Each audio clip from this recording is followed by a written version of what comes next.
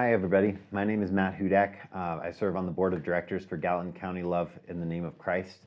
And I want to invite you just to be a part of what God is doing. I want to extend this invitation to you. Loving is one of the key pillars here in the Valley in terms of our nonprofit community and just being able to get people engaged in loving people like Jesus did outside the church. You know, as Christians, we believe that the love of Christ, it should extend outside of our walls.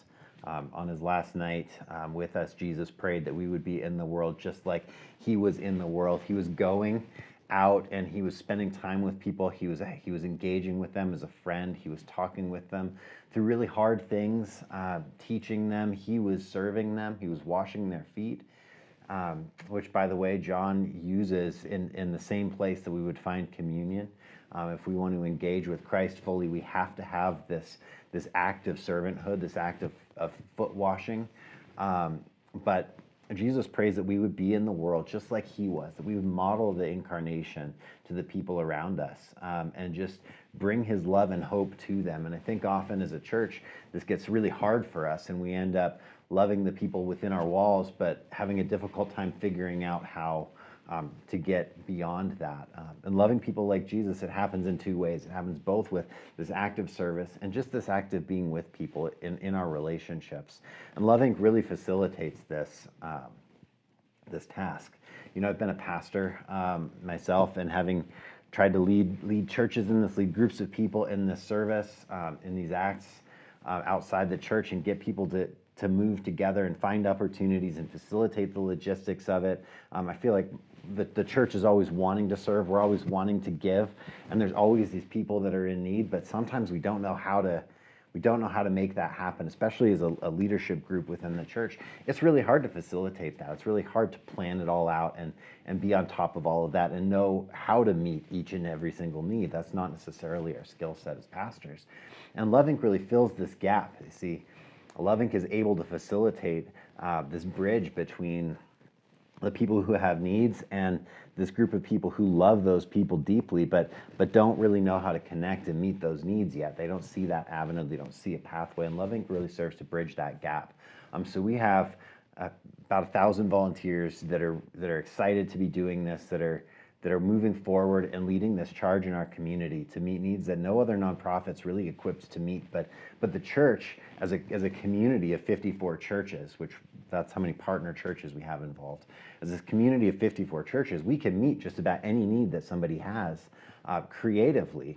And we'll use and work with all the other nonprofits in the community, all the other resources to leverage their expertise, their skills, what they have to offer. And then when there's a gap, we can bridge that. So we bridge the gap between the church volunteers and the people in need, but we also bridge the gap between the resources that are available and what people really need in order to launch, in order to get into a place of more stability.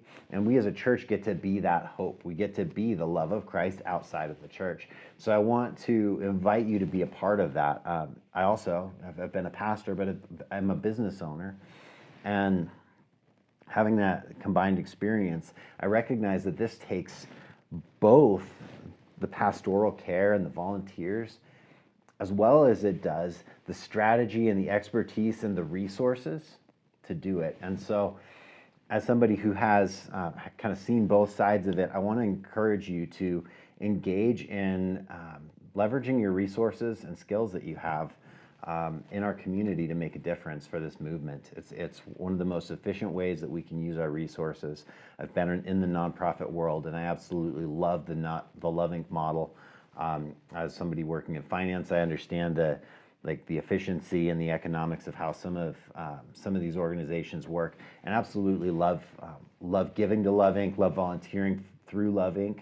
I want to invite you to do the same and to join me in that for the year end. We're trying to make a push to raise $200,000 in our year end campaign this year, just to try to be able to meet more needs. We're making some really innovative developments in how we approach all of that.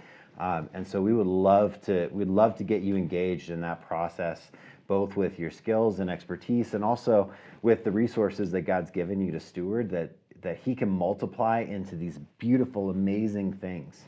So I wanted to invite you to bring your loaves and your fish so that we can feed a community, so that we can shelter a community, so that we can help engage in preventing homelessness, engage in helping people work through their trauma, engage with teaching people how to steward their resources, all these different things. I want to invite you to be a part of that and pray about how God's leading you in that process and of giving and supporting Loving for our year-end campaign. We're really grateful for all of you who give your financial support. If you are interested in joining our board and considering, or one of our committees and considering leveraging some of your strategic expertise, we're also excited to invite you in that journey as well. Just reach out to one of us and we'd be happy to talk to you about what that looks like, what the different opportunities are, and how you might fit into that whole process as well. Thank you all for everything that you do, for the faithfulness in your stewardship and your generosity. Let's go make a difference in our community forever.